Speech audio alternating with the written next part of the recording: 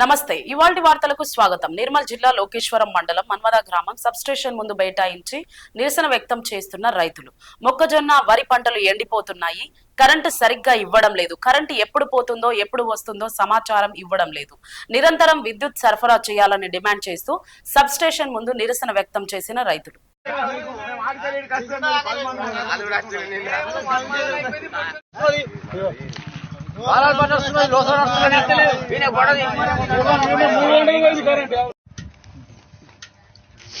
కూర్చుంటాను చేతులు పోయి మూతులు నువ్వు కూర్చుంటాను చేతులు పోయి మూతులు లోసా